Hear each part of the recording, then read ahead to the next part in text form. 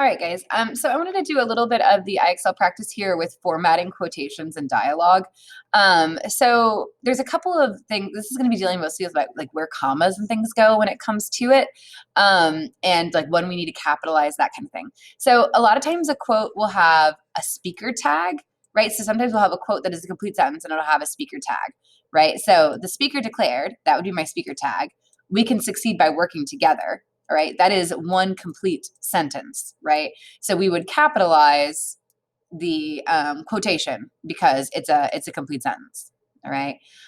He demanded, "Who's there?" "Who is there" is a complete sentence. He demanded is my speaker tag, so we capitalize here and we have a comma here, right? To separate my speaker tag from my quote.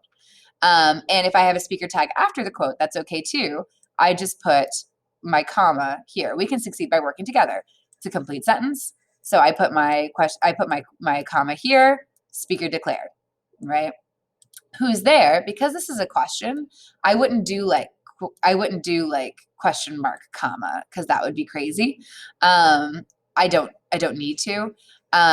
If the quotation ends with a question mark or exclamation point, then you don't need to separate it with a comma. If it ends in a period, then you would separate it with a comma, okay?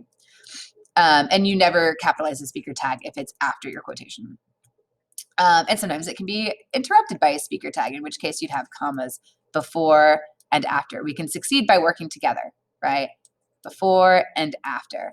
And we would not capitalize by because we already capitalized we here. So like this is like one sentence. We can succeed by working together. It'd be weird if this was capitalized randomly in the middle, right? If they capitalized this by, that would look weird. So you don't do it over here.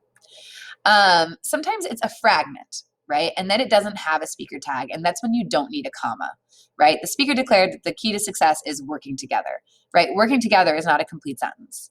Okay, so I don't need to separate it off by a comma, and I don't need to capitalize it unless it's starting my sentence like here, in which case, because it's the beginning of my sentence, I capitalize it. Like I said before, commas and periods always go inside your closing quotation marks.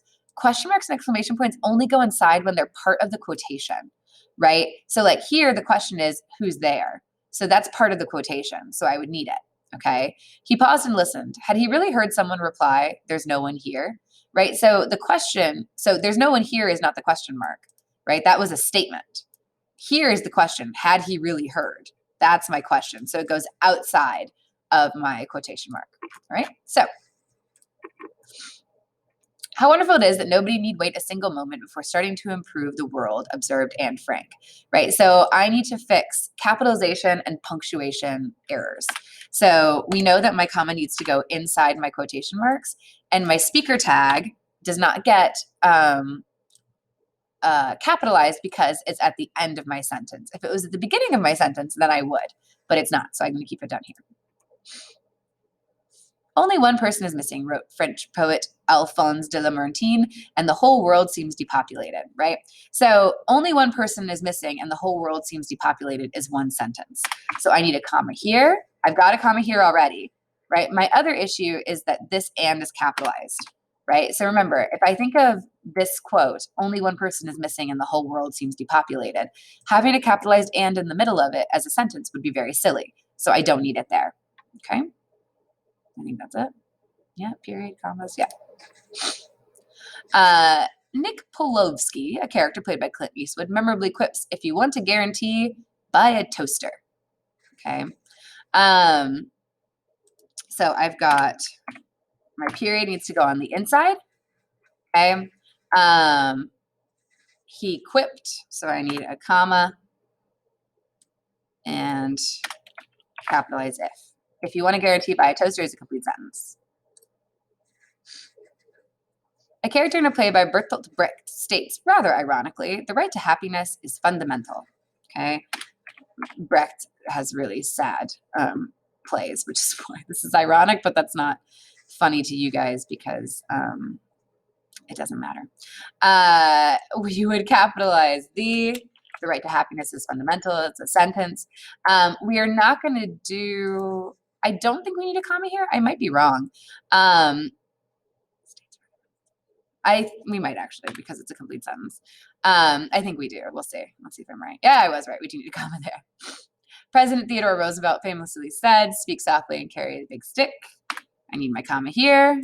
I need my period to go on the inside of my quotation marks.